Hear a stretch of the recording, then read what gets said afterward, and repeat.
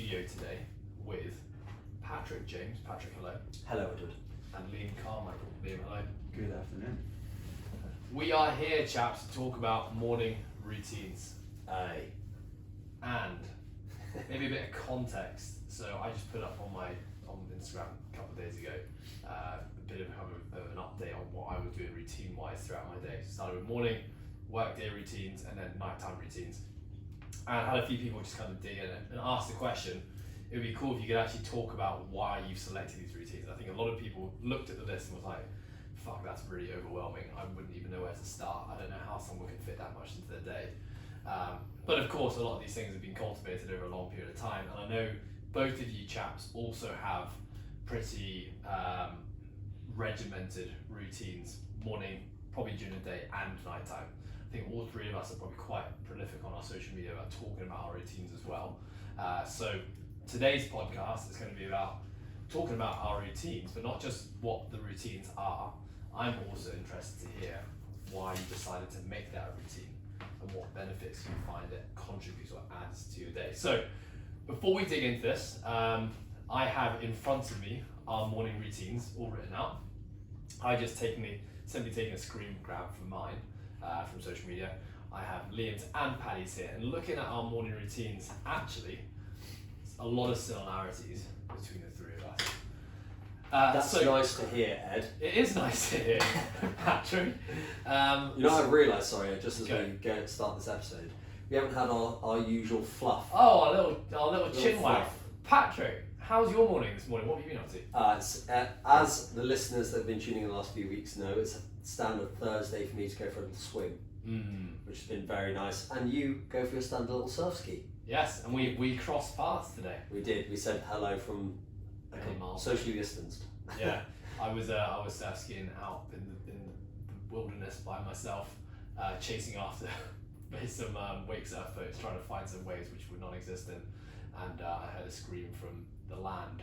I knew that you and Ant were swimming, so as I was going around the shark nets, I was kind of looking out for two burly men who might be mid-swim, and I looked on top of one of the pontoons, and I thought it was Paddy. This lad was quite large, strong. So he's a large bloke, and I thought he had orange hair from where I was at the sea, but actually just had an orange swim cap on. And I really got in as close as I possibly could before I shouted Paddy, and I got a bit closer and it wasn't Paddy. But anyway, it was nice to see you guys because I'm normally completely out there by myself. Yeah, no, it was very nice. Had a nice little BBQ on Ant's rooftop afterwards. Full to the brim with steak and prawns, so... Weighed and measured, obviously. Yeah, well, they weighed and measured. I'm being a little bit more lax and eyeballing, kind of doing it here or there to roughly. I mean, I chucked it into my fitness pal, but it wasn't, weighing as much. I saw what Ant had on his plate because he weighs it all and was like, yeah, that'll do. That's about the same. Same for me. Yeah. Liam, you had a slightly different morning, didn't you? I did. I had a busy morning coaching. I was coaching 4 hours this morning. I then went for a walk in the park, done some shopping, came back in, had another client. So it was a rather busy morning. Did manage to go out get some sun outside. I've not been out in the water, unfortunately. Wish I had, but hey, I'm still here, still smiling. Can you swim? I can swim, but the deal with shark nets and stuff just doesn't float my boat. So yeah. Is it the fact that you think that there are sharks, or are you just genuinely scared of shark nets? No. Those nets are treacherous. Nets will get you. I'm not the most confident swimmer. I mean, I can swim, but I wouldn't say You got too much muscle. I can't see you being buoyant at all. Absolute rig on it. I felt the same way, and I'm feeling more and more relaxed, even though about the nets. Yeah. Well, let's just clarify about things coming through the net. But you know what? Me and Ant, last week we swam around the shark net, as in hugged it as we went all the way around, and I was expecting it to be a pretty sturdy structure. Fuck no. It's there's no way. If there was a tiger shark kicking around and I had a little bit of blood coming off my foot or something, like in Finding Nemo, oh, that smells good. It would have seen me and it definitely would have come bounding over. I actually always wonder if the nets go all the way down. I fucking hope so. I feel like they might not go all the way down. It's pretty deep for them to go all the way down as well. Yeah, I don't know if they do. But you're all saying they're not very sturdy. No, they're like there's loads of barnacles on them, but Yeah. they're probably about an inch squared Yeah. and it's like sort of thick plasticky. But you're saying you think a shark can get through there? Without a shadow, if a shark bites through the net, if it was like on a mission, you think you see a great white shark getting through cages? Well, firstly, we don't have great white sharks in Hong Kong. Okay, tiger shark's just as We bad. have. Tiger shark is just as bad as bag. It is a bag. Anyway. We digress. But anyway, so Liam, real quick, I thought you were supposed to be getting 30 to 60 minutes of MAP 10 cyclical work on your Thursdays, or does your walk count as your MAP 10 today? So I did take the bike out for 20 minutes. So I went 20 minutes on the bike and then I walked from here to Causeway Bay through the park, then back was like another 20 minutes, so total 40 minutes. Just out, just relaxed pace, just getting some sunshine. How many steps do you hit a day, rough? Oh, you don't have anything to monitor, do you? The Whoop never really checked your steps. Oh, it doesn't do steps, does it? So Idiots. they brought out 4.0 today, Whoop. Yeah, I saw they just invested a ton of money into it. In terms of steps, I've looked at my phone. Normally I get about 7,000, but my phone's not always in my pocket, especially when I'm coaching. It's normally by the side, so I'd probably You don't do guesstimate 7,000, mate. No way. I wouldn't say double. I'd probably say about 9,000. Because remember, I'm not coaching in the evening. Right, so I'd probably say about 9 to 10,000 on an average day. That's true. You probably cover more in a class than you do with a PT for sure. Yeah, for sure. I mean, like a standard for me is like probably about 16 to like 20,000 in a day. That's a standard day for you. Standard day, yeah. So I mean, my heart rate is usually between like 90 to 100 BPM when I'm coaching because I'm moving around loads. I'm dancing. Like I am an energetic young man. So I'm a fidgeter, I'm moving around a lot, I gesture a lot with my arms. And those listening, Paddy's doing all of that. I'm fidgeting, gesturing and dancing. He's running on the spot as he's talking. Yeah, exactly, I've got a tripod down there. And then I will most of the time, I usually either skate into work or I'll walk into work as well. And that, when I do the walk into work, I'll be probably like 25,000 steps. So I coached a 5:15 class the other day. 5:15, 6:15, 7:15 covering for Tammy, and by 9:15 I'd already done 20,000 steps. Really? And I'm normally But did you cycle into work? No. Okay. Not taxi. But I'm very. It's just I'm a big allure of cycling into work is like the sunshine, and at 4:30 there was the sunshine, so it just didn't appeal to me, to be honest. Yeah, to be fair, I mean, my eyes would still be shut. Yeah. Well, you've got it next Tuesday, mate. Yeah. See you next Tuesday. Just so everyone knows, so with Tammy being away, the rest of the coaching team, Tammy is an early bird, so she does a lot of the 5:15s, and with her being away, the team is covering her 5:15s, and personally I've been taking 5:15 in like 4 years, I was shitting myself, but actually loved it. It was so good to see all those new these faces I haven't seen in ages, and like the vibes of 5:15 are epic. That's definitely a different vibe, right? Yeah, such a different vibe, but like it's our busiest class as well, which I think people find hard to believe, but that's probably the most consistently full class out of all of our classes of the day, so that's really good. I think you're going to love it, Paddy. I'm looking forward to it very much.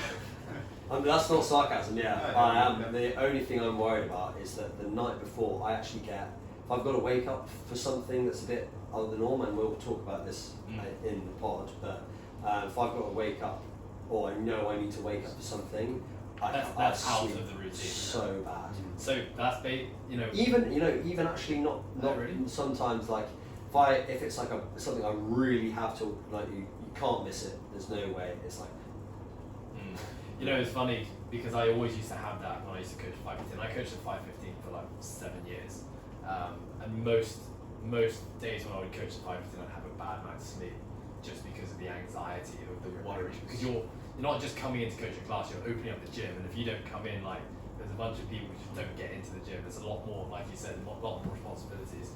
And on Monday night, I could feel all those feelings coming back to me again, and I was worrying about not waking up in the morning. And I was like, don't be ridiculous. Your alarm has never failed you.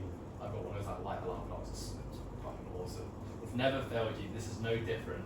And it was a good challenge to like listen, to acknowledge the thoughts that I was clearly like there was a bit of anxiety in my head about waking up and missing my alarm, and just trying to use calming mechanisms to not allow those feelings to affect me. And I actually ended up having a pretty good sleep. Sounds like you've been going hard on the old Headspace. I have been going hard on the old Headspace actually. I think all three of us have been going pretty hard on the Headspace. I dropped off. You 90 days Yeah, straight. that's Very large. impressive. That's actually, I don't think I've got to 90 days. I think I've done 48 or something like that, 46. That's the longest I've done. If I didn't get Here we go. I'd be on 100 right now. My issue is that I like to drink alcohol sometimes. You legend. Whereas these fun sponges barely drink once a week. Once a year, sorry. Me and Liam, just when we're hammered, we still meditate. That's the difference. That's called discipline. Yeah, but that's because you drink about a quarter of what I drink. So I think every human being in the world drinks a quarter of what you drink. good to Okay, should we get to the agenda for today? Well, I feel like we've touched in and out. Well, actually, it's a good place to start. And I would like to really quickly let's kind of break this down. I think all of our morning routines start with the same thing, which is waking up. So I think that is an essential part of the morning routine. It's an essential part of the morning routine. But we all pretty much wake up at roughly the same time. I think we're all around about 5:30 a.m. Do you guys set alarms? I do, but I tend to wake up before my alarm. How far before? Depends. 5 minutes, 10 minutes. Generally, I'm on like that clock will wake up like 5:25. My alarm is, so I'll probably be awake at like 5:15, 5:20. I will actually. So, if I don't need to wake up at 5:30, I'll actually set my alarm back an hour later, because it's usually 7:15 class or an 8:15 class or PT that I have to be into the gym. So if I only have to be up at 8, I have to be in at 8:15. I'll set my alarm back later, but I will still wake up at about sort of 5:30 anyway, naturally. So it usually takes my alarm. I do dream, as most people do, dream towards the end of the night, but I dream very deeply, and I'm usually getting woken up by the alarm in the middle of the dream.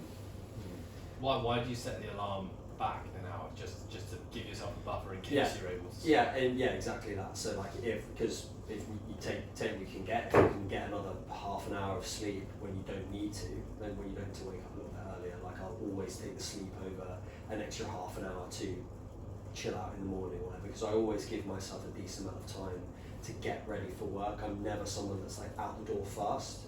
I can't rush my morning. I need to have at least an hour of like prep and fluff before I get out the door, minimum. And how many hours are you guys aiming to be in bed for? What's your optimal hours of sleep, Liam? I would say 8.5, 9 hours. 8.5, 9. Is that 8.5, 9 in bed, or 8.5 to 9 hours sleeping? No, I would say that's. I would ideally would be sleeping. Yeah. So how long are you in bed for? So if you're waking up at 5:30, you're going to bed at what time? Like normally 8:15, and that's giving me enough time. Nice. Just talking about like waking up at different times. I used to wake up 5:25 during the week, and then I wouldn't set an alarm or try and sleep longer on the weekend. And I actually found that my sleep was actually worse off by waking up and going to sleep at different times during the week, and instead of just having that exact time of going to sleep and that exact time of waking up, I actually felt that those differences was affecting my sleep and my energy throughout the day. And I that is something for sure that I'm aware of. My issue is that my rota is a little bit more wayward than yours. You're very kind of Monday to Friday, very regimented in your times that you work. You have that big chunk in the morning, you have the afternoon where you usually don't do stuff, and then you have early evening, and then you're usually same time cut it off. Whereas like for example this evening I'll be finishing work at 8, and tomorrow morning I need to be up at 5:30. So it's like, so it makes it hard on those evenings where, so if I can get that extra hour, I'll always take it, as opposed to waking up early, which I know is more advantageous in terms of circadian rhythm, to just be in that set routine where you don't need the alarm and you don't need the bedtime reminder, because it's just, I feel sleepy. Oh, wow, look at that, it's already 8:30, ready, time to go to bed. Okay, those two words you just used, circadian rhythm, let's talk about that real quick, because I think what we're all saying, we all wake up roughly the same time, and we all appreciate the importance of having routine. So, and that's a big reason why all three of us have such diligent routines, because the human body is very much linked to and functions best when there's rhythm. And the circadian rhythm, in a nutshell, is essentially, the rhythm at its purest sense, the way that we're all kind of linked to the sun and the moon, and when the sun rises and when the sun sets, but also we can manipulate our rhythms by creating routines. And so basically, it's a rhythm about the day. Circa is about and 24 hour. Yeah. So I think the science of what we're doing here, whether we think about it or not, is we try to be as consistent as possible. Paddy, it's a bit harder for you because you have your schedule kind of changes, which means that that might push back. And it's not even just about your sleep or wake times. It even goes down to like when you're taking in water, when you're eating, when you go to the toilet, when you're brushing your teeth. When you're training. When you're training, all of these things factor into your rhythms and can adjust when your body's releasing melatonin and cortisol, which is essentially our wakefulness and sleep hormones. But I think what we say is that we all recognise the importance of trying to keep the same routine, which is what you were just saying there, Liam, which is like, sometimes when on a weekend, I've been guilty of this many times. Oh, maybe I won't put myself to bed as early because it's a Saturday and try and have a life, and it never works. You always wake up at exactly the same time, end up getting less sleep. Always, yeah. One thing that we've actually talked about separately, you and I, Liam, is about, I think for you, is a Friday your latest finish? Yeah, Friday as well. Finish. I did a late shift on Friday, which means I finish at 8 o'clock. Yeah. So that messes up my whole thing. Yeah, it does. And it's the same for me. Like when we were talking about how stimulated you are when you're coaching, the music's going, really bright lights, and we know in terms of sleep that light is one of the biggest factors in that, and you're essentially stimulating your brain or delaying that melatonin coming in later in the evening, because it's the same as if it's stimulating a similar pattern as the sun, with the bright lights saying, it's still time for you to be awake and alert, cortisol's still kicking around in your system, it's not dropping down, the melatonin's not coming up because you're not, you haven't seen the sun set, it's not getting darker outside, it's still as if it's like noon. So it's 8 o'clock, and for me, my bedtime routine usually starts about 8:30. So for me, to this evening, I'm going to get home probably about 8:20, 25 past. I'll literally have to be straight into bed, lights off, start journaling, reading, etc. I think let's talk about strategies there. What one can do. Because I've certainly had a lot of my coaching career be like that, where I've had like some mornings wake up early, some days finish late. So one of the things I would always do with the later finish is actually try to still eat my dinner at the same time. So I normally have dinner around 6:30. So on the day that I finish late, I'd have dinner in the gym, and then know that I'm going to coach my class, and I'll be able to just go home and get into my nighttime routine. So do you guys think about anything similar? Dinner's in the fridge ready to chomp, so during class. I've tried both. I've tried to eat after coaching, and it just does not work. My sleep is terrible. So also I'm trying to wind down, trying to sleep, and I'm still trying to digest my dinner, which just doesn't work. What about on the flip side, because we are supposed to talk about morning rather than evening, have you tried not having breakfast at home and eating when you're at work? No? Never tried that? No, because I think my routine, kind of like Liam, my mornings are more or less, give or take an hour or so, pretty much exactly the same. So on days where if I start coaching, let's say 7 or 8:15, I'll still wake up at 5:30. I'll still have breakfast within 30 minutes of waking. I'll start my productive work within an hour, probably an hour of waking, and I'll do that regardless of when my first coaching hour is. So interestingly, on the morning class, I was speaking to Anna about this. Anna's works on our front desk, part of our operations team. She does a lot of morning shifts. So for her, she wakes up, and within 10 minutes she's out of the house. So she eats her breakfast in here. And so for me, waking up at about 4 a.m. that day, which is really an hour and a half earlier than normal, I had my breakfast like my normal routine. So I basically woke up within 30 minutes of waking, I had my breakfast and came in. So essentially what that day was, which was an hour and a half, I just shifted everything an hour and a half forward. So I had lunch an hour and a half earlier, I had dinner an hour and a half earlier, and I ended up going to bed an hour and a half earlier as well. And so I ended up being in bed for 10 and a half hours that day, but ended up waking up. So actually what I should have done, I ended up waking up earlier. So what I should have done, even though I was tired, was probably just hold on a little bit longer, wait until my normal bedtime about 8:30. Get that rhythm back. And exactly, get back onto the rhythm rather than screwing up my rhythm at both ends of my day, the morning and night time. sacrifice the morning to get back onto a night time. So that was a bit of a learning curve for me. Out of interest, just going on a slight detour, do you both wake up really hungry?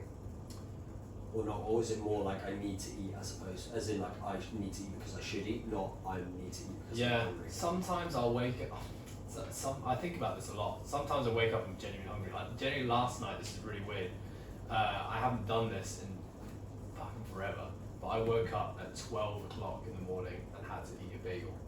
As in like 12 a.m? Yeah, because yesterday my day got screwed because we have a lovely lady called Hilda that comes in and makes a lot of us, like me, you, Paddy and Anne, makes us lunch, and I only had a 30-minute gap after my training session. Unfortunately, Hilda hadn't arrived, and I had 4 hours of work in a row. Your food's in the kitchen, right? Yeah, I've eaten it now. I ate yesterday's lunch. So I ended up not having my normal lunch. So Ant was kind enough to donate me his lunchbox, which is a lot smaller than mine. So I wolfed that down. That's not good. But I wolfed it down in about 10 minutes and got into my coaching. But I was feeling like my blood sugars dropping every hour. And by my third climb, I was like literally wobbly at the knees, like lethargic. I even scoffed like a protein bar to try and get some food in me. And in my head, I thought I'd pretty much, with the protein bar and a banana, I thought I'd got my calories back to where they needed to be. I also cycled in and out of work yesterday, so probably caloric expenditure just a little bit higher than normal. So I had what I thought was a normal day, and in my head, rough maths, I was like, I think I've made it up now, I'm back to normal. But I went to bed like still feeling lightheaded and was really hungry. I just thought if I can just go to sleep, I'll be fine. Then woke up at 12 o'clock and was like still starving, still lightheaded, so I actually had to get up and eat in the middle of the night. Nice. I haven't done that since. But that's saying something like your body's waking you up and saying, right, you need to put food in your body right now. Yeah. Liam, do you wake up hungry? I'd say yes, I'm always hungry. Breakfast is also my favourite meal of the day. Yeah, likewise. Just like the actual content of what I eat for breakfast like really excites me all the time. You and your roast chicken. Roast chicken. Yeah. You did put that on a poll, yeah, we should definitely do that. Yeah, we meant to do that. Do you reckon that? Do you think that's weird? You eating protein for breakfast? No, roast chicken for breakfast. I would have that. Would you? Yeah, I mean it's not a very that's not a very UK thing. Like I mean, no, we're Definitely not a UK thing. No, but I get where it's coming from. I think like breakfast has become this thing where we've imaginally made up like it has to be cereal, it has to be oats, and it has to be something that just a bit of protein is going to set you up for success after. Obviously. So I would go with roast chicken. Okay, well let's and if you're interested in learning about meal timing, folks, make sure you tune into the Nutrition Pyramids podcast with myself and Paddy. We're talking about meal timing. We're going to be doing meal timing. Well, we haven't done it yet. We haven't done it yet? No. Shit. After this episode, make sure you go listen to that one. Okay, let's No, go. we haven't recorded it yet. I know. Okay. After you listen to this one, Yeah. when it comes out, listen to it. Yeah, just And say before that. you listen to that, listen to the other ones. Listen to the other You three need- ones. You need to. Yeah. Okay, so here's where we all differ a little bit. After we wake up, our routines now change a little bit. So Liam, I'm going to go to you. And I have your morning routines written down here in front of me, and it's quite funny. The first thing you do after waking up is you hydrate with some lemon and some salt. And then you pull a lacrosse ball out of the freezer and you roll your feet. Yeah, this is relatively new for you, isn't it? Yeah, Like okay. the last couple of months. So firstly, talk to me about hydrating with lemon and salt. I think obviously the lemons for vitamin C. It's also for like the acidity for your stomach. Helps you start to break down and digest the food later on in the day. Just sets your stomach up for success. Salt, just because we sweat during sleep, so we're just trying to get all those minerals and electrolytes back into the body. Himalayan salt, or pink Himalayan salt, just because it's better quality than table salt. Also, I think there's some science on salt in the morning harnessing cortisol. Yeah, I've heard something about adrenal glands and stuff. Yeah, it's actually a good thing to do that. Okay, so that's the first thing that you get out of bed and you get your lemon and salt down your throat. Yeah, straight away. And now are you doing this like a tequila mixer? You like slamming a shot of water, squeezing some lemon and then licking some salt, or is this mixed into one glass? No, it's mixed in. No, he's from Glasgow. He's snorting the salt and then squeeze lemon in the eye. No, that's in one glass. Normally go room temperature water. She don't want it to be too cold. Not buying that. Me neither. What? Room temperature, man? Yeah, with an ice cube in it. No. As cold as possible. And then the lemon comes from the fridge, and I've got just a container of pink lemon, Himalayan pink salt, and just mix it up. Nice. For about 3 years, I did apple cider vinegar with turmeric, ginger, and lemon.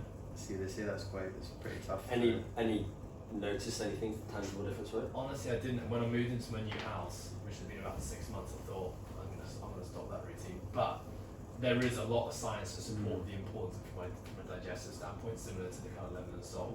And actually, just hearing you say that you do it, I think I might bring it back, because I would make that as a pre-made concoction. So I'd make like a bottle of it, and just when it would start running low, I'd top up all the ingredients, mix them all together. But yeah, I've tried doing that, but the salt, like the water gets very, very salty if you leave the salt in for a long time. Yeah, I didn't have salt. I went through a phase when I first started learning about salt in the morning. It was from a dynamic nutrition called Nova 3 Labs. Now these have podcasts that was really good, and they would talk about Himalayan pink Himalayan salt into a teaspoon and chuck it into the back of your throat, and then swig water. And obviously, if you not get your throat right, you know, all obviously, over the tongue. all over your tongue and your cheeks, and you just like swirling around in seawater. It's horrible. I actually really like just eating salt. I love salt, but salt water, I don't know. It just reminds me of this, like getting a mouthful of seawater. I don't know why I can't handle it. Yeah. Okay, well, Liam, the interesting part of your routine is an ice cold lacrosse ball out the freezer. You're rolling your feet. So talk us through that. I don't know, foot health. I think it's something that gets we don't really spend a lot of time thinking about feet. Taking my shoes off because Yeah, and I think foot health and feet health is just really important. So is Paddy. Rolling your feet is one of the best things to do in the morning. Personally, I've just found it very relaxing, very soothing. And then seeing someone on Instagram put it in the freezer, I was like, oh, I might try that. And actually, with the cold, it feels even more soothing. Did you know that the skin on your feet is called glabrous skin? It's the same skin as your hands and your face, and it's a much more sensitive type of skin that regulates heat and cold way more. So maybe that's why you feel it. Do you know that the skin on your lips is the same as your bum hole? Only you even know that. Yeah, So if you purse your lips together, that's going to give you a pretty good idea. Okay, well, how long are you rolling your foot in this lacrosse ball then? I'd probably say about 45 seconds to a minute. And is this like forward and up strokes, left and right, and you do all circles? left, right, up, down, all over this. Yeah. And you've never had plantar fasciitis or anything like that? You just I did once. Did you? Actually, when I done my quarantine, when I was coming into Hong Kong, 21 days, I came out of quarantine and my foot was not in a very good place just because I hadn't walked in so long. The day we got out of quarantine, we must have done about 25,000 steps. And the day after, it was my first day coming into the gym, I came in with a limp. no way. And it was just the side, or just like the arch of my foot was just so tight. Maybe not as bad as the plantar fasciitis, but it was very, very tight and sore. It's interesting. Okay, well, thanks for sharing that routine, Liam. Interesting. Paddy, let me go to you. After you wake up at 5:30, the first thing you do is you prepare your coffee and your breakfast. Yeah, you guys didn't ask me, thanks for asking. I wake up hungry AF. Oh yeah. Yeah, so I'm ready to eat straight away. So start getting coffee ready, start cooking breakfast, getting the oats ready, getting the eggs and bacon and everything like that ready. So you straight out of bed and straight to the kitchen. I have a wee, and then straight. Well, I was not a very big apartment, so you kind of have to go through from the bed. You go out into the living room / kitchen area and start cooking breakfast because I'm that hungry. I'm just like, I just want to eat. And you do something when you actually have when you're prepping your breakfast and your coffee, you have a podcast in the background. Yeah, I like to. I have if I for whatever reason have woken up at the wrong side of the bed or feeling a little bit tired or something, I'll put my Kick Today in the Dick playlist on, which is I just save it purely for moments like that when I'm like, oh, I need a bit of a pick me up, and I'll just put that on, and honestly, it just does one. It's like those songs that are like those buzz songs that just you're like. Give me 3 songs. Yeah, so can listeners actually download this playlist? They can follow me on Spotify at Paddy Starfish 10, the old Instagram handle before it had to be professionally changed. And yeah, at the moment there's only about 7 songs. I'm still going to build it up. For example, you got "Don't Worry, Be Happy." Nice. What else you got? "Don't Stop Till You Get Enough" by Michael Jackson. Oh, Beautiful Day by U2. I just feel Beautiful Day. Is it on there? Yeah, it's on the And another one, Joss Stone's. Love that. Yeah, you enjoy it as well. I like that song. Yeah, I can't remember what it's called. You digging on Super me? Duper Love. Yeah. So yeah, usually it's a pod, something like not too educationally intense, probably like something similar to like a Joe Rogan or a Lex Friedman, where it's more conversational, chatty. It's just it's almost like a companion really, like just having some noise in the background. Like when I was a kid, my mum always had BBC Radio 4 playing on in the background, and it's just kind of like it's almost like it fills up the space with like, you know, talking, conversation. It feels like you're in a room with other people. So yeah, listen to a podcast, start cooking breakfast, start making coffee, and like I said, I'm pretty hungry, so I get that down straight away. I try and delay my coffee. I don't drink my coffee until later on in my morning routine, for main reason being as your oh my god, I can't remember, adenosine, that's it, in the brain. Your brain naturally clears adenosine, which can sometimes make you feel foggy, that builds up over sleep. And if you chug caffeine or you drink a coffee, for example, first thing in the morning, the moment you wake, it actually stops your body from naturally clearing the adenosine on its own. So sometimes after that initial caffeine or that burst of caffeine is worn off a few hours later, you actually feel more groggy than had you not had any caffeine over that in that 4 hour period. So by delaying it by like 60 minutes to 2 hours, your body clears the adenosine that's in the brain, and then you have the caffeine here, and that is your stimulant. So I usually wait until like 5-10 minutes before I leave my house. That's when I kind of chill out on the sofa and I'll drink my coffee. You're not cold at that point. Now I've got a Yeti, mate.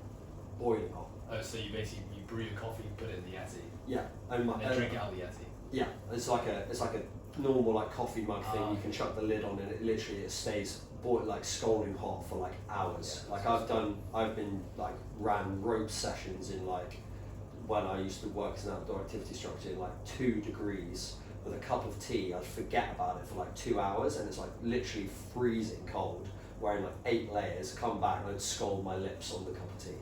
That's how good a Yeti is. It's class. Sponsored athlete, Patrick. I wish. Patrick Starfish. For absolutely nothing. 0%. Okay, cool. Well, thank you for sharing your first steps in your day, guys. So mine's slightly different. I come out of the bedroom and I go straight to shower. That's the very first thing I do. And Paddy loves taking the piss out of this, but I get into the shower and I go through the start of my joint rotation. So my shower.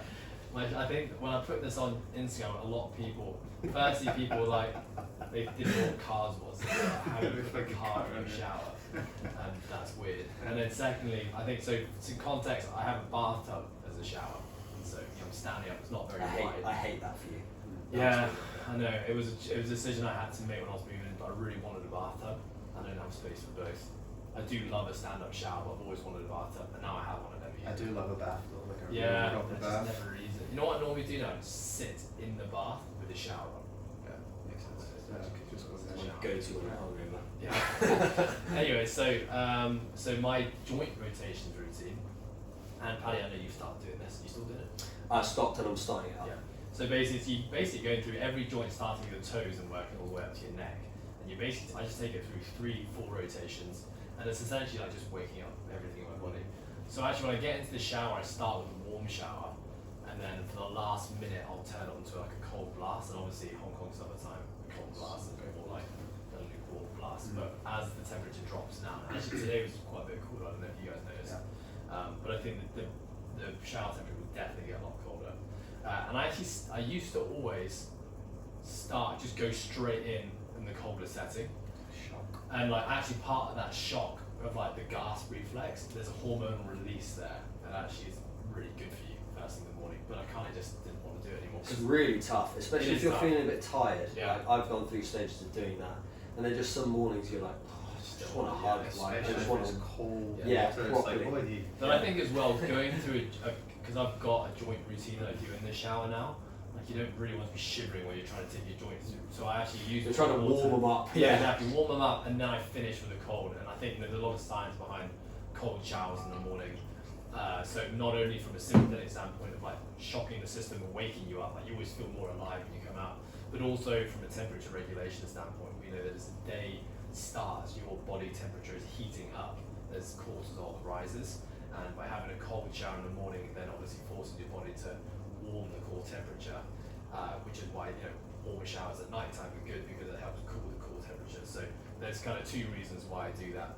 And then essentially I get out of that shower and I finish off the rest of my joint rotations routine, which is basically like the bigger movements that need a little bit more space. And then I get into the kitchen and I start prepping my breakfast. Okay. I'll just say the reason why I find that funny, because you can picture me. I can just see you, like, eyes shut, 5 o'clock, 5:30 in the morning, just like lifting your big toe up, like, oh, what have I got to do today? Like Cammy's like waiting in the shower. She's like, Ed, how long are you gonna be? 5 more rotations. She's like rolling her eyes. That conversation has 100% been had. Yeah, many a time. Okay. So breakfast. Let's just talk about breakfast real quick. Are you guys cooking from scratch? And are you guys pretty much having the same thing every day? What's your actual breakfast routine like, Liam? Mine's is oats. So I love the overnight oats. I'll generally do overnight hashtag. I will do oats. I will do some eggs. I'll generally go 3 whole eggs, 2 egg whites. I want breakfast. What do you do with the egg yolks that you use? I throw it in the Oh, right. Yeah. Sorry. You have 3 whole eggs and how many egg whites? 2.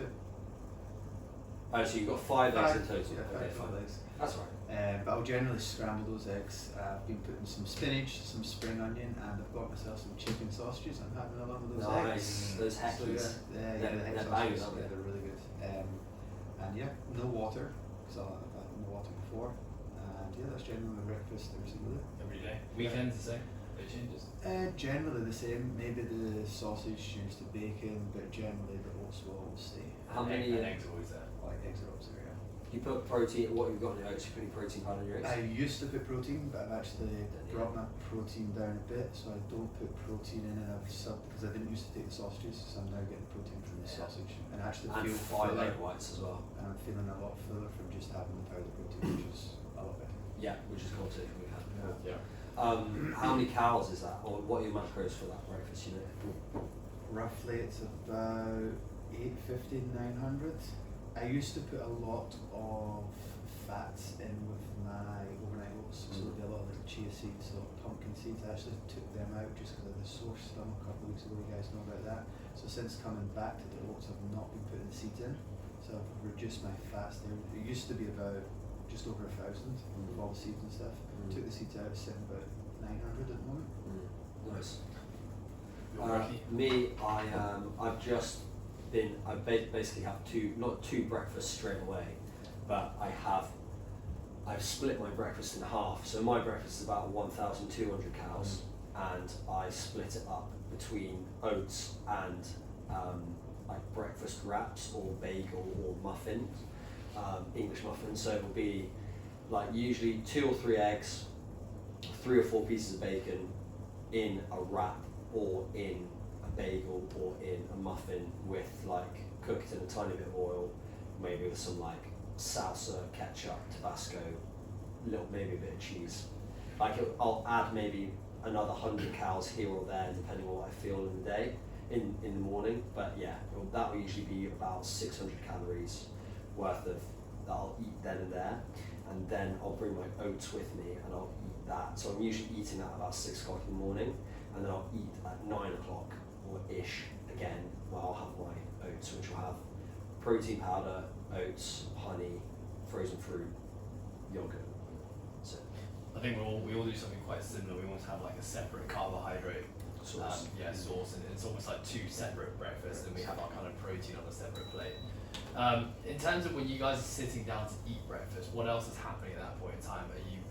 Is it just you and your plate and you just eating? Are you having a conversation with someone else? Are you educating yourself? Are you scrolling through Instagram? Paddy, what are you doing? So I'm just listening to the podcast. I don't hold myself like too religiously to it, but I try not to like be looking at a screen or stuff. I just try to sit there. Actually, I like just zoning out really and listening to the podcast. Like you don't really enjoy your food that much, which is a big part for me if you're kind of distracted all the time. And it also helps you chew a little bit more, which I hate doing, but I try. 32 bites, man. Yeah. So yeah, exactly. Try to spend a little bit more time eating it and just focusing on the food rather than just wolfing it down and scrolling through Instagram at the same time. So I'm just listening to a podcast, and then eating. Yeah. No screens for me. Generally, I'll just be on my own. And Petra started to get up a bit earlier, so there might be a conversation happening, but definitely no screens. What's the conversation? Petra, not now, I'm eating. Yeah, Petra, don't talk. I'm trying to eat. Yeah, I'm exactly the same. I do find that sometimes I'm really trying to just be present. So Cammy's there with me. It's either a conversation, talking about how we slept, what's coming up for the day, or just chat about anything really. I used to be a big learner in the morning. Used to see it as a unique opportunity to get some kind of education in. But I think now that I live with someone else, it's not. She doesn't really want to listen to Dr. Huberman talk about sunlight and sleep and circadian rhythm. So Headphones. yeah, then I find I did try that, and she's kind of like, why are you walking around with headphones that are not cinema, noise cancelling headphones? And you're moving your arms at the same time. Yeah, as you're wiggling your toes on the floor. So yeah, now it's just, and actually went through a big phase recently, and I know you boys are both on this bandwagon a little bit of just listening to albums. So with music, it would be kind of wake up in the morning, find a good album and listen to it for an hour or so as I'm going to my breakfast. That was quite nice. But actually just recently, having come out of this kind of 6 to 7 week funk that I was in, where I kind of dropped not all my routines, but a lot of my routines, I'm actually just enjoying a bit of silence now. And actually just we talked about this on the most recent podcast, Paddy, about just not being plugged in. And actually recently I've actually really enjoyed that, just silence or just surround noise and actually just taking it all in. I think especially in our profession, right, we're turning up to work and we're constantly giving out, constantly interacting with people, we're shouting in the class, we're talking to PTs, we're just always giving out, so it's just good to have that time on your own. Yeah, and also the amount of input that we're surrounded by. The music is always really loud, there's people, there's voices, the conversations, the sensory input is extremely high in a gym environment. Yeah, it is. Looking at the next things after breakfast, this is where all three of us are very, very similar.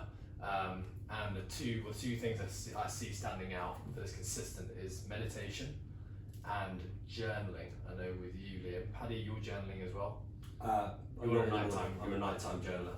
So let's talk about what does your journaling process look like in the morning, Liam, and why do you do it? So after I eat my breakfast, I'll pull out my diary, and it's just an opportunity for me to reflect. I'll generally always rate my sleep. I've been asking I know Ed, you love asking me that. And I like the question. Actually, I've in my own journal, my training journal, I've actually been rating it out of 10 since you started asking me. Yeah, so I'll rate it out of 10, and then I'll give a reason why. If it was a 9, I'll give a reason why it was a 9. If it was a 7, I'll try and think of why was it a 7. Then from there it'll just be like, okay, right, what's my Sorry, why are you doing this? Is it just building more awareness around your sleep quality? Just trying to figure out, okay, if I did have a 6 or I did have a 5, try and figure out what did I do differently that night before. Because you've moved away, you're trying to be a lot more intuitive with it, aren't you? Because you used the Whoop for a long time, and now you're trying to be more intuitive. Makes sense. Then in terms of just setting intentions for the day, and then I don't really have a rigid regime where I'm going to ask myself a bunch of questions. I'll just, whatever's on my mind, I'll just dump it. Just an opportunity, okay, right, I'll reflect, okay, what's the plan of the day, what happened yesterday, and then just generally, how do I feel? Do you do another journal at night time, or is this your only journal?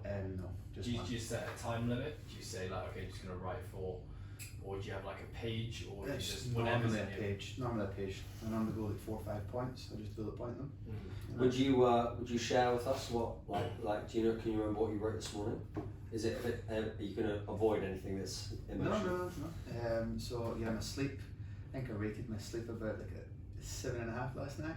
How come? I think that Petra got home a bit later than she normally does. Selfish? Yeah, fucking bitch. No.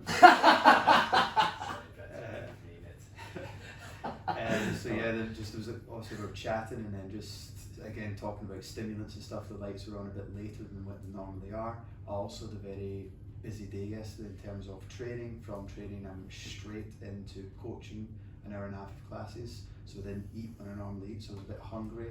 Just woke up feeling that my body was a bit tired, so it was a 7.5 for me this morning. Did you wake up in the middle of the night much? No bagels for me in the middle of the night. Nice. So you slept, how many hours did you get, like 7.5?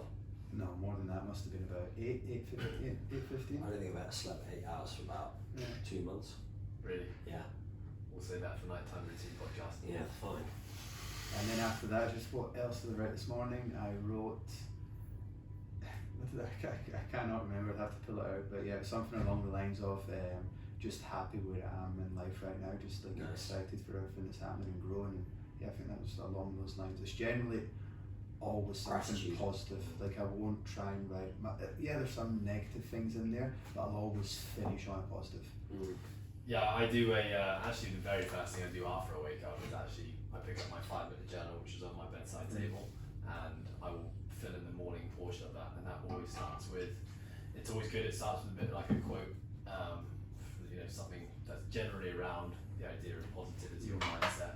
Not like that, it's just kind of thought-provoking first thing in the morning, and then 3 things you're grateful for, and then a daily affirmation, something that, and it's funny, like I've been doing this 5-minute journal now probably for 2.5 years, pretty regimented, every morning, every night. And when I do look back from time to time at what the things I'm grateful for, and there's a really clear theme amongst all my gratitude, and it's generally around like place, which is Hong Kong. It's about people, so either that's my relationships, my family, my peers, or you guys at Coastal. And something probably to do with my own health and well-being. So something like I'm grateful for my the ability to move my body and my health, and pretty much always, so it's always around like places, people, and health, and it's always been that for the last 2.5 years. And then the daily affirmation, which is more kind of just a reminder of like who you want to be. That was something I really struggled with when I first started. When that question was posed to me, like, who do you want to be? Who are you? I just want to write a legend. So no, but when our values started to come to fruition, it was really kind of like an iteration of one of our values. Like I want to take ownership for my life. I want to continue to something at the moment is around continuing to be my authentic self and continuing to discover who my authentic self is. And I think that actually came out from our recent book club, The War of Art, which was talking about kind of the spiritual side of us, and that was a good reminder to me to constantly find out who I am and who I want to be. I know, Paddy, we've talked about your journaling habits. We'll talk about that, I think, in the nighttime routine and why you do it there. But Liam, let me ask you, why do you like journaling in the morning? To be honest, I only started journaling when I started meditating. So I stacked the two habits together. Nice. So it just made them easy to accomplish every single morning. In terms of why I like it, because like I said before, it just gives me this opportunity to just reflect on who I am, what I want to be, and what's going good in my life right now. And also to rate my sleep. And what is that? What knock-on effect do you find that has on your day? I think it just gives me clarity. Right, it's just like, okay, right, it's just like reaffirming like my actions, what I'm doing today is that I'm on the right path of where I want to go and who I want to be, and it's just reflecting and affirming. Nice. Let's talk about our next thing that we all do, which is meditation. Paddy, we've done a whole podcast talking about meditation and our journey in meditation. But it's interesting to hear, Paddy, since we last spoke, has your meditation process in the morning changed at all? What do you mean? Oh, you mean since we last talked about it on the podcast? No. Yeah. So like it's dropped off. I have, things have just got in the way. Not negatively, positively. Just like life has just been life I haven't got stressed about it. I've just been like, just means that my habit hasn't been there for X amount of weeks. That's fine, I'll pick it up soon. And when we created our our monthly goals as a team last week, I was like, it's time to just, usually I do like to create goals, so my monthly goals within our team meetings that are related to a routine of some sort, like a daily task or a weekly task or something that is just something simple, manageable, and that's something that I've dropped off on. and I know that I can pick it up easily again, so there wasn't much stress. So I was like, yeah, I'm just going to start, make sure I hit a 30-day streak this month of meditating every morning, and yeah, it's going good. I actually had a really good, I think I talked to you about it the other day, a very deep, I'm not so much kind of an epiphany almost about a situation. I was just like, oh yeah, this is why I meditated, because it just brings me a lot of clarity, and I can get quite deep into my thoughts and my emotions in 5 minutes. So I'm really diving into why am I feeling this way about something, and for example, I'm doing the acceptance course, and it's talking about Headspace. On Headspace, it's talking about what you're resisting, who or what are you resisting in your life right now, and kind of had a new perspective on a situation, and I was like, it kind of reaffirmed to me why I loved meditating so much. So I love that. I did that course as well, the one on acceptance, and I think the very first. So for those who don't know what Headspace is, it's an app. Basically, it's all guided meditation. And they do courses. We're all three of us do it quite religiously now. Ant's just downloaded this morning. Has he? He has. Oh, I just had a conversation with him 3 days ago about meditation. He said, "No, I'm never going to do it." Oh, I had a chat with him this morning about it, and I was like, I think you should try it. And he was like, yeah, okay, that's good. Yeah, I think Ant would be someone who benefits massively from meditation. That's awesome. That's good. Yeah, but they have these courses where basically you could do. There's a number of sessions you work through. And the start of each session is a bit of education on, just education on and building awareness. And I love that one on, what and who are you resisting. My first one, I was like, I don't resist anything. And then I got 2-3 episodes, not episodes, but I guess they are episodes. Sessions, and that's it. And I had more and more clarity, and started to notice throughout my days just the things that I was resisting. And again, I think meditation is just so amazing for building that awareness of our mind and our thoughts, and being present, and it's such an amazing thing. Yeah, definitely. It has definitely just reaffirmed from the last 2-3 days of me doing it again properly in the morning. I'm like, oh yeah, I'm glad that I'm back on the bandwagon of doing it again. Liam, this is before this 100-day streak. You never meditated. Never. This is something you just got into quite recently. Yeah. Why did you decide to get into it? Because I listened to a podcast from two gentlemen that were persuaded me to do it. Yeah. So I just heard you guys talking about it, and so I can try it. Because I'm always looking to like we've talked about with these habits and stuff. It's just anchors for your life to self-improve, right? It's like a discipline. So the meditation, I wanted to try it, gave it a go, and I really enjoy it. Don't get me wrong. Some mornings are harder than others, but that's what I like about the app, because they'll tell you when your thoughts go. Because we always got this picture of meditation where we're in this room, we've got our eyes closed, and we're just solely focused. But in fact, it's not like that. Your mind is going all over the place. And what I liked so much about Headspace is that they actually tell you it's okay for your mind to wander. Just bring it back in, and I really like that exercise. When you are aware of and I think it's like Ed hit the nail on the head. It's like awareness, and it's like clarity, awareness. Your mind is wandering. Try and bring it back in to focus on what you're doing right now. And what we've talked about before as well is having that awareness of, oh, my mind is busy today.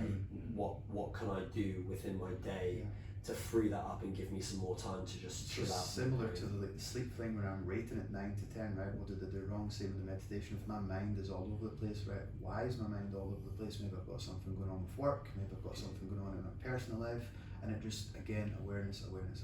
Yeah, it was cool today. When I went on my surf ski on the way back, there's this little beach on one of the islands. It was really small, but the water was really nice. The sun was coming out, and I was like, I just fancy parking up here for a little bit. So I pulled my surf ski onto this beach and just sat on this rock and just kind of looked over the sea. I was the only person on this little beach, and at first when I sat there, because I'd stacked before that probably 3 hours straight in a row, sat in front of a computer programming, and every time I come out of 3 hours, whilst it's like my flow state and I love doing it, I generally come out of it and I feel tired, and I actually feel almost a bit negative.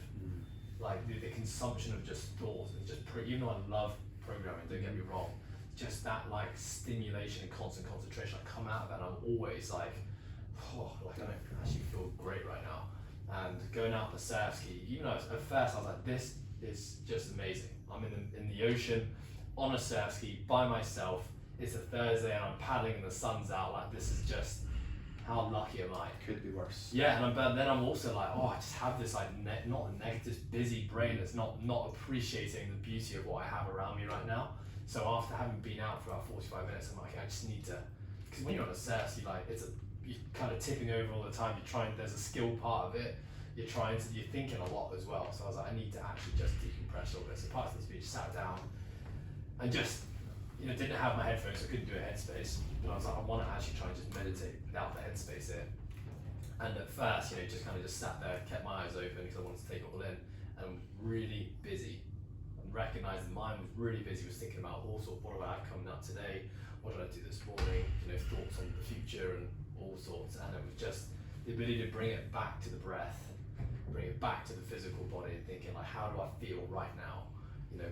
Use my breath as an anchor to focus on the present body now. And within about 5 minutes, I was just like right there. And then I got back on my surf ski after sitting there for 10 minutes, and it was like a different experience.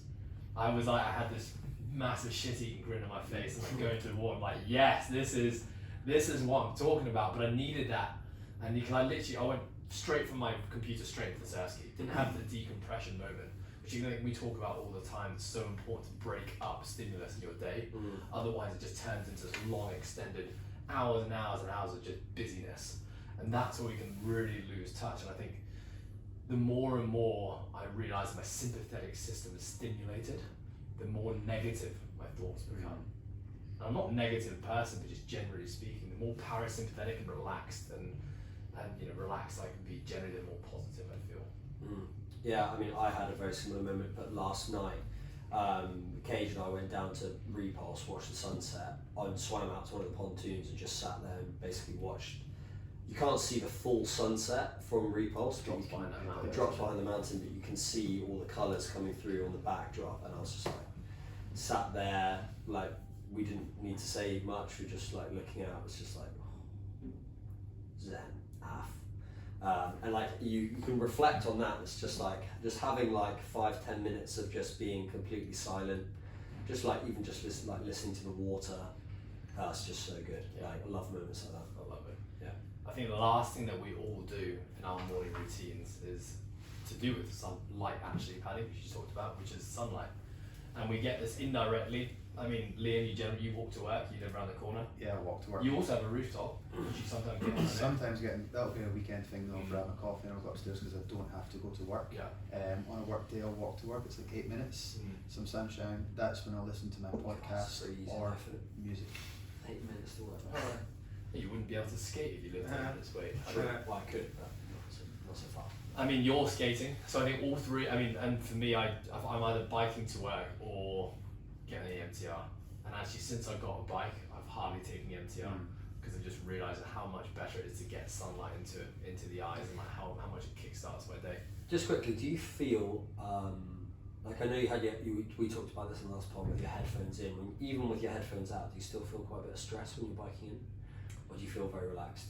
No, I feel pretty relaxed. Yeah. There's a couple of times I'm on the road and I'm like kind of shitting myself. Heart rate's through the roof. Yeah, but generally speaking, like I'm giving myself enough time where I don't have to rush it in, and I'm just enjoying it. Like I honestly, like I posted about this the other day as well. I'm actually smiling when the weather's nice. I'm smiling 35 minutes non-stop. There's crows massive. And I'll literally have like a security guard come out and be like, no, like scream and say like no biking here. And I can't help but just smile and be like, all right, I'll get off the road, no worries at all. And I'm like, this is so fucking good. I can't believe this is how I start my day and go to work. Yeah. So for me, actually, it's pretty high stress. Yeah. Because I'm like on the brink of death most of the time. Over there, man. Sorry, Mum. But I still love it. I just love it. Like, and I've got my headphones as well, which I shouldn't, but I just love listening to like just some upbeat music. Like, it puts me in such a good mood. You didn't skate in today because you went to Repulse. No, so I went skateboards right there. What did you skate? What song did you listen to when you skated in yesterday? I'm smashing OG Arctic Monkeys at the moment. Like, and that's probably favourite album of all time. First great album. You said that. From year 7 to year 9, when I first discovered it, it was actually the only music I listened to for a good 2 years. Like, genuinely no exaggeration. Whenever I had my CD Walkman, I only ever put whatever people said was what I'm not. If you've not listened to that album back to back, you're missing out. Unreal. Big time. Anyway, just like Fake Tales of San Francisco on full whack, like skating down Happy Valley. Cars coming the other way, and I've basically got like a foot gap between this bus, and I'm like, don't care. Just having a whale of a time. Like I'm due another major accident in my life. Don't say that. Yeah, please. You know, when I don't turn up to the 7:15 Arabic Tuesday, you know, I've been hit by a bus. Well, we do have health insurance coming in Yeah. here at Coastal, so Great. just maybe just hold off. Hold off until you sign on the dotted line. Yeah, exactly. All right, folks. Well, I think that pretty much covers our morning routines. Lots of similarities, some small differences, but I think all three of us are very much sticklers for routine and have come to probably appreciate the importance of it.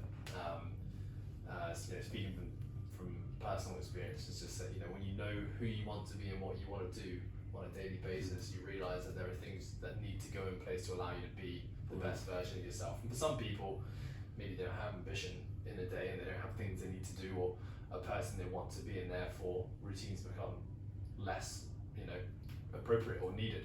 But certainly for me, I know that if I slip off on any of these routines, I can really feel and notice the difference. Maybe the odd day, so here or there, not so much, but this has actually really allowed me to optimize so many parts of my life. But with that as well, like talk about slipping off a routine, it's actually, and just go like I was talking about with the Headspace, or not meditating or forgetting to meditate, or just being like, I can't really be bothered. Like if you've built that routine in the past, you've built that habit in the past, it's actually really easy to bring it back in, in the space of a few days or a week. And it's important to not beat yourself up about it if you're someone that's trying to build some habits and you're like, I keep forgetting to do this, or I didn't do that. It's like, it's no big deal, just like start again tomorrow. Like just put the things in place that you need to, and you'll build that habit again over time. Think about it in terms of a long-term habit building, not just on the daily, I've done this or I haven't done this. Yeah, and I think on that as well, if anyone's listening to this and thinking, okay, I need to start creating some routines or habits in the morning, start small. Don't have to go and start atomic. Yeah, you don't have to start by just adding 8 habits like we all have. A lot of these habits for us took a lot of time to cultivate. I'm sure we all started with 1 or 2, waited for that to kind of form as an actual habit where it became automatic, and have to think about it, and then slowly we started to layer things on top of that as we felt we needed them.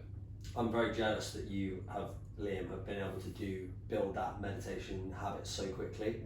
You're a tank at like building. You're a tank anyway.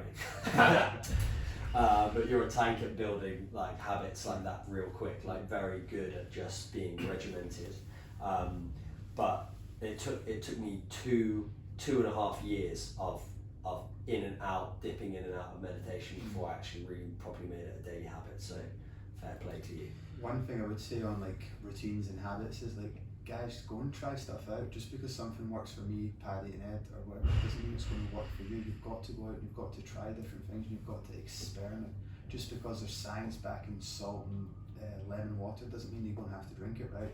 It could be something, whatever works for you, do it. But experiment, right? Like go out and try things. Yeah, truth be told, I don't think I'm going to be sticking my lacrosse ball in the freezer and roll my feet.